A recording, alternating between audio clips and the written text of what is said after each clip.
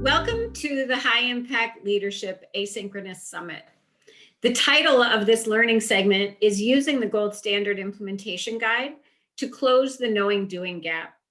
My name is Laurie Schmitt. I'm a Hill Project Coordinator, and with me today is Jeremy Andrick, a Hill Project Program Manager. We have contact information at the end of the presentation if you have any questions or would like to have follow-up discussions. So let's start with why we are talking about the Gold Standard Implementation Guide today.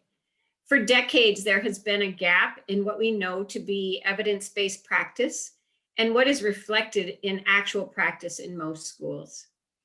Perhaps you can think of initiatives when implementation has gone really well, and also the flip side, how about when implementation has not been quite as smooth? What do you think made the difference?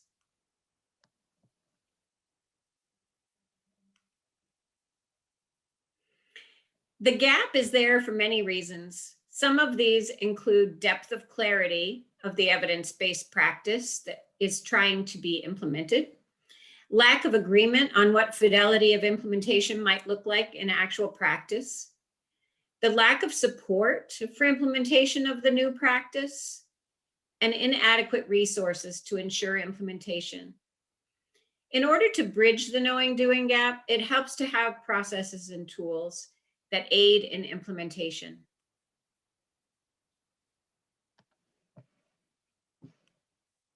And what you see here, this is what we call the Hill journey. And it is most definitely a journey for our Hill teams. Everybody's journey looks a little bit different, but there are some similarities. In a perfect world, this is the process. We start with the why, and if you see on the bottom left corner, we start with the why. We work with our school teams to do that. Then we move and we start working on the school performance profile, which is a document, a series of data points that helps us truly understand the current state of our schools. Then we move to the student growth targets, or otherwise known as priority growth targets. And with those priority growth targets, those give us a place to look for in terms of student achievement, where we're seeing some gaps and where we're seeing some strengths. But basically, that's going to be the focus that will guide the Gold Standard Implementation Guide. And then we move forward to think about, okay, what are we going to focus our Gold Standard Guide on? So say it's student foundational reading skills. A strategy that we could employ is small groups. So what we do next is we look at those evidence-based practices, whether it's the literacy essentials, whether it's other research from other places. We're looking for those evidence-based practices to support student learning. And then when we do the Gold Standard Guide, we need to look at the adults. And then you'll see next, we need to look at the student experiences. And then we need to think about those integrity adaptations. How will we be able to implement these practices within the school? Once we have decided that, once the Gold Standard Guide has been created with the student priority growth targets as the foundation, and we've decided upon those adult behaviors in the classroom, now we need to align the adult practices outside of the classroom. So we're thinking principal, we're thinking literacy coaches, ISD supports, any other adult that can support what's actually going on in the classroom. But this is an iterative process. It doesn't necessarily come straight away. Sometimes it takes some time to go back through the data, do a little bit of practice and come back through. But what does that look like?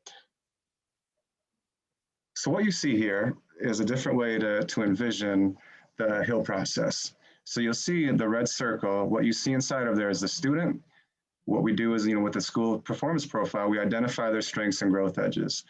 From those strengths and growth edges, we determine a number of growth targets. But what really rises to the surface and where we need to focus our work, and that's what's called the student literacy priority growth target. And now on this slide, what you see is where we're at and what our presentation is going to focus on today for the most part, where we start with student priority growth targets, and then we align those classroom practices, kind of like what I just said with the journey. So we align those classroom practice growth targets with the student, and then we align the leadership and support behaviors alongside that. So everything should look aligned, everything should be in place in support of those student literacy priority growth targets. So again, just to repeat myself, So that's where it starts. Then we move to the classroom, and then we move outside the classroom to really get to that gold standard level of implementation. And that helps guide the work moving forward. So a key question is, what might we need to know to identify strengths and growth edges?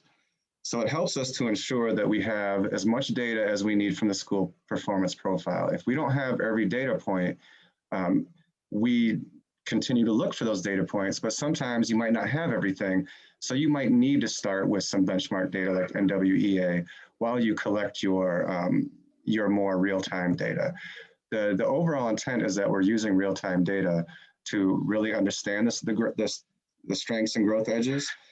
But if not, if we don't have that in place, you have to start somewhere. And so a great place to start would be NWEA or any other progress monitoring data that you have. So again, when you think about this, it's not a recipe and it's not about building the perfect profile, kind of like what I was just referring to. However, it is critical to use data to guide the process of writing those student priority growth targets. Otherwise, how would we know if a strategy is working without the student targets? They provide the urgency, they energize, and they compel us forward. And we all know, we're all educators here. Educators are by nature problem solvers and will look often at what they can do first, which looks like instructional targets. But we cannot keep piling more strategies on and hope that they will help the student hit the target. If we say last year 60% could hit the target 9 out of 10 times, and this year 80% could, would we say that as a strength? What do we still need to know? And what do we know? What are our benchmarks? What are our norms? Does that tell us what students know and can do or what they need to know and do? So those are those key questions. Do you have a clear picture as to where students are performing? And so we think about this. So data tells us something. Every single piece of data you see tells you something. But what we're looking for are those grain-sized pieces of data to determine just how actionable it is. So can you see this in action? Can you see students actually exercising a behavior? So percent hitting the target is a large grain size. So, you're hitting the target, that's a large grain size. It's not to the pebble level. Percent of students correctly holding the bow, or number of arrows shot in a minute are smaller grain size and can tell you more about the knowledge or skills contributing to the larger size data. So I'm going to pause for a minute for you to think about this and how this connects to literacy.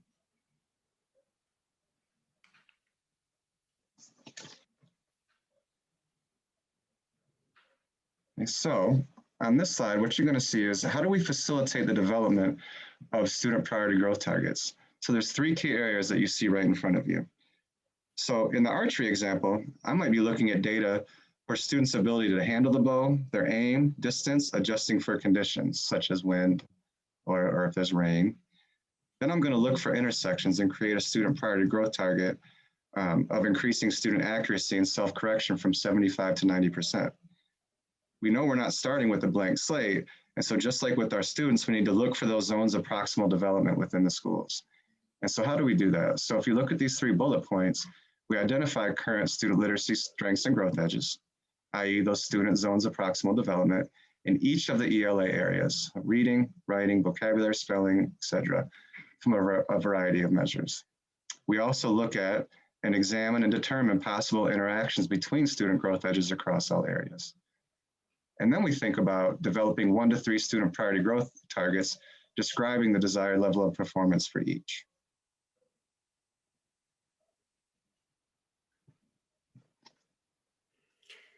So what we're going to talk about in the next few slides are the actual gold standard implementation guide documents.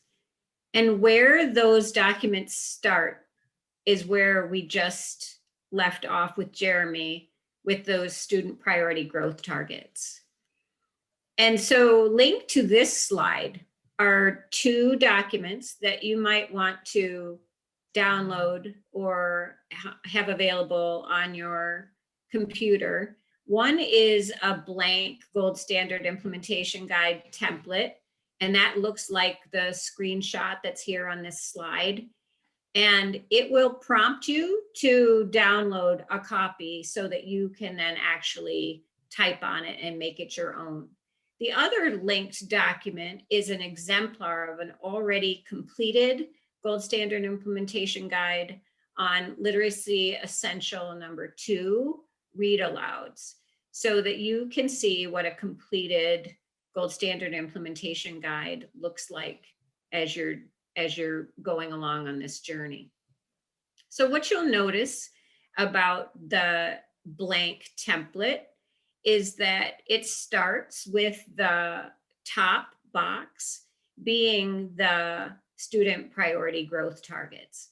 And again, you're hoping that those student priority growth targets are narrow enough so that the skills or knowledge that you're trying to impact, you can see whether you're impacting those in a very short cycle, not an end of the year kind of cycle, but a PLC type cycle, every 3 or 4 weeks, something like that. And so those are important because those are there to help you see if what you're implementing is actually working, is impacting the student learning. The next thing that you'll see is that you'll see the identification of evidence-based classroom practices. And that's on that left-hand column. And you'll see the critical fidelity components of those evidence-based practices in the middle. Those give you the vital or gold standard behaviors for each of the critical features. And then on the right-hand column, you'll see integrity adaptations for each gold standard teacher behavior. And those are written to be specific to a school's context, the resources, the student characteristics. Those adaptations can really make the difference in whether implementation actually occurs, because you have the conversations about what is that going to look like here in our context. The leadership and support vital behavior priority growth targets are then the next piece to consider, and those are written for each adult role in the school to support the classroom practice and student priority growth targets. So those are what the principal is going to do, what the literacy coach is going to do. Maybe you have a Title I teacher, you have support in the classroom in terms of parapros, maybe you have an ISD lit coach, those kinds of things. And those are actually defined in those sections. So let's look at what one looks like in when it's completed. So this is the beginnings of the Read-Aloud Gold Standard Implementation Guide. So you'll notice again at the top that it starts with the student priority growth targets. And from there, you look at those top 3 boxes that are highlighted in yellow. Those give you some guidance to answer what goes below that. So the critical component of the practice, what do expert sources identify as the critical fidelity features of this practice? And what's provided here in number 2 is the answer to that question. One of the things that we would expect students to experience during a read aloud would be that they have sets of texts that are thematically and conceptually related, that offer opportunities to learn that children could not yet experience independently. So then the next thing we would do is we would look at, so what does that mean in terms of an ideal gold standard implementation? What behaviors would we want to see teachers use to implement this practice in order for the students to experience what we just saw? And then you'll see that there are 2 behaviors there that are right from the research on what the teacher would be doing in order to give the students those experiences. The third column then asks the question about, so how are we implementing this in ways that make best use of our strengths and resources in a way that reflect how we understand our students and their particular learning needs. And so what you see in green in the lower right box is what the answer was for this particular example, that they are going to use books from the classroom libraries, the school library, subject area text supplementals, and periodicals. So it essentially gives more detail, more specific to the school context and how they were going to use their resources. So what you see here is that the gold standard implementation allows for understanding of what those new behaviors are going to be, what you're trying to start, but could also give you advice on what to stop, because we can't, again, you know, Jeremy talked about just a few minutes ago about not piling just one thing on another. We don't have a lot of extra time. We've got to be really intentional about what a quality learning experience is going to look like. So if we're going to be doing this, what might we take off the table? So these vital behaviors provide that important leverage point for change. So where do we go? Sources for the development of the gold standard implementation guide. We look at classroom practices that have a positive association to growth on those student priority growth targets. We're trying to get that good alignment between what we're trying to impact with the students and what the research says we have a good chance of impacting those particular targets with. Also, leadership and support practices with a positive association to growth on the classroom practice priority growth targets. Again, that alignment. And we use teacher collaboration to figure out how to learn and apply those gold standard teacher behaviors with fidelity, develop those integrity adaptations for our resources, as well as the characteristics of the school context. And so on this next slide, what we have is we've linked in some really great resources that we have at our fingertips. We have, especially for leadership behavior, we have the coaching practices, the school-wide and center-wide practices. Wallace Foundation has a bank of research on principal effectiveness, and the What Works Clearinghouse and the IES practice guides provide additional research. But each of the GELN essential practice documents, these as well as the literacy essentials, contain research notes at the back that could be a jump off to digging deeper if a team wanted to do so. But the GELN documents for sure are a result of basically a meta study of the available research. So they've distilled a lot of the research down for us and provide a great resource for us to look not just at the classroom practices, but on these leadership behavior practices. On this slide, it's a screenshot of the GELN Literacy Essentials landing page website, which has great links to all those documents that can be downloaded, as well as links to the online learning modules and other resources.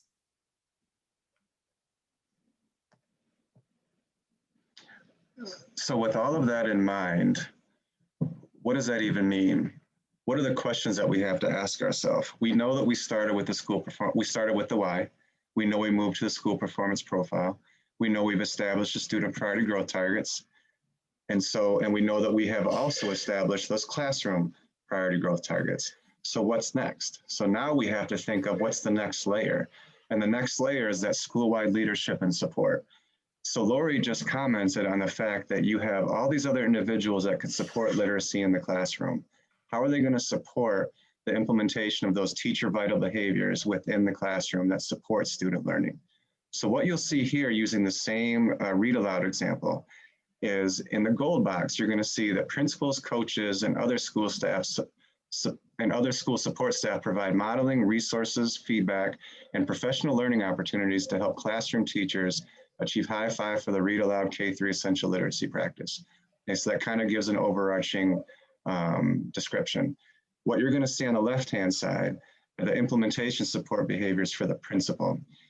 And so what you'll see below is the principal would do X number of weekly short observations and or walkthroughs in grades 3 to 5 classrooms with the focus on where and how students are helping teachers are helping students make connections between the ways certain themes and concepts are portrayed across 3 or more thematically or conceptually related texts. So that's what the role of the principal is. And everyone knows in the gold standard guide, every adult's held accountable. It's not just teachers in the classroom, it is everybody. It's held accountable, and these behaviors are listed and outlined here, and they align with interactive read-alouds. In the middle, you're going to see the school leadership team. Many, if not all of you, are on the Hill leadership team and or the school leadership team where you support the principal with making decisions. So the team will assist the teachers in planning their PLC and grade level time to focus on sharing integrity adaptations they're developing in the classrooms. Now, again, since we honor the unique context of each school, some of these will be different. You're going to access research to determine what are the best steps to take from a leadership standpoint, but they may look different because, again, we honor the context. On the right-hand side, you're going to see implementation support behaviors for literacy coaches, instructional coaches. It might be a Hill facilitator, anybody else that has a direct role with supporting the classroom. And so, again, the literacy coach will model and assist teachers in posing questions to students during read-alouds that help them make connections and engage them in higher order responses. And as you can see below, the library aide in this case has a role. Will assist teachers in identifying thematically or otherwise connected read-aloud sources. So when we're thinking of all of this, in our minds, we are trying to leverage every resource and asset we have in the building. And if we don't have those assets in the building, then we start to ask ourselves, where can we access those? Who can support us on this journey? Is it an ISD staff member? Is it a district staff member? So again, you want to think of school first, but if the resources aren't necessarily there, where can you look? And then you have to also think of, now you have the class, you have the students, the classroom, you have the people supporting. Now you need to think of the school conditions. And this one can tend to be somewhat nebulous when we think about it, but let me help try to make it real for you. So if we think of school conditions, we're thinking of, attendance, we're thinking of behavior, we're thinking of systems that support learning in the classroom. And what do those systems look like? In this case, what you will see in the gold box is, again, priority growth target 1 is read aloud lessons are aligned with the implementation of MTSS. Priority growth target 2, PLC and grade level team process focus on and support the school renewal and MTSS implementation work. So again, thinking of alignment, how do we get everything to move in the same direction so that we maximize our efforts and minimize distractions? So if you look on the left-hand side, implementation support condition behaviors. So the leadership team and literacy coach will work with grade level teams to identify tier 1 instructional objectives and tier 2 intervention objectives that teachers can address during read aloud sessions. So again, we're thinking a little bit more deeply about now how do we differentiate within the classroom, but again, remaining in the world of read alouds. In the middle, you're going to see the principal and leadership team. They're going to develop an alignment map. And again, you keep hearing me say alignment. That is the most critical aspect. Develops an alignment map to show how implementation of the essential literacy practices and MTSS are aligned. Then use that map as a third point of reference when working with staff and implementation of both, because we know that a visual support tends to help reinforce our learning. Then you see on the right, again, more implementation support condition behaviors. The leadership team and teacher leaders from each grade level, PLC, will work together to develop protocols, timelines, and processes to support the school renewal and MTSS implementation work. So again, hopefully all of this makes sense in terms of how we are aligning everything to support student learning that is rooted in those student priority growth targets. The classroom practices are aligned supporting those student priority growth targets. The leadership behaviors are supporting the classroom priority growth targets, and the school conditions are supporting the classroom priority growth targets. And so everything, if done well, will all make sense, where everyone knows their role, everyone knows the behaviors that they expect to see. And then it also sets us up for the next phase in the work, which is the monitoring plan, because we have to think about, so what's going to be done and by whom. We figured that out, but we need the benchmarks for data, for how we're going to keep track of all of these things. And so that's the next level of work after the gold standard guide has been created.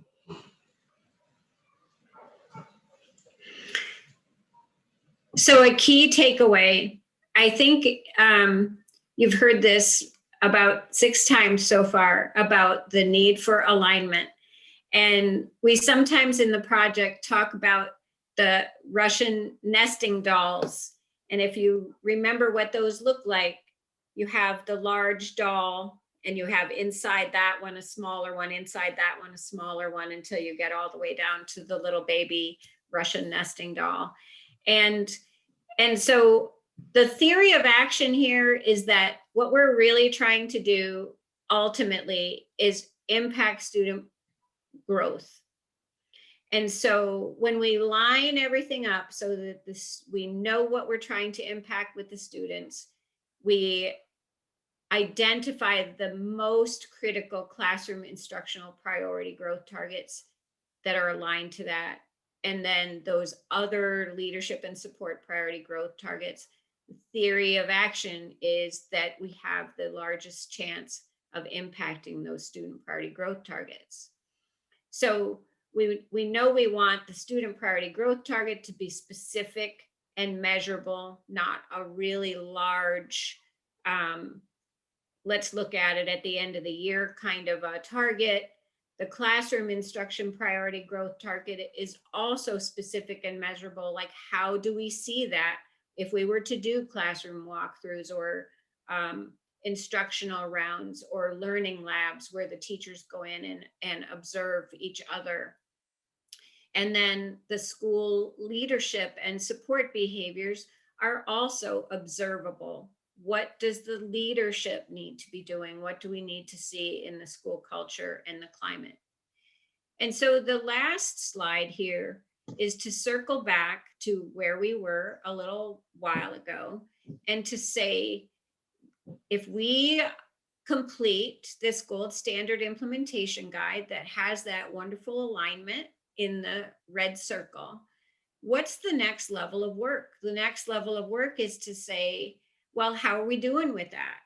If we actually implement that, what does the student performance now look like? What does the classroom instruction look like? What are those leadership behaviors?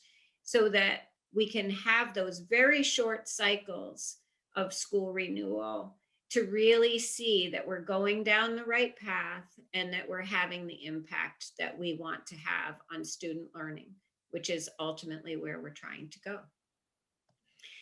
And so Jeremy and I would like to thank you and to offer our best wishes on your continuing school renewal journey. This is our contact information, and please don't hesitate to reach out to us. We'd love to hear your success stories. Thank you, everyone.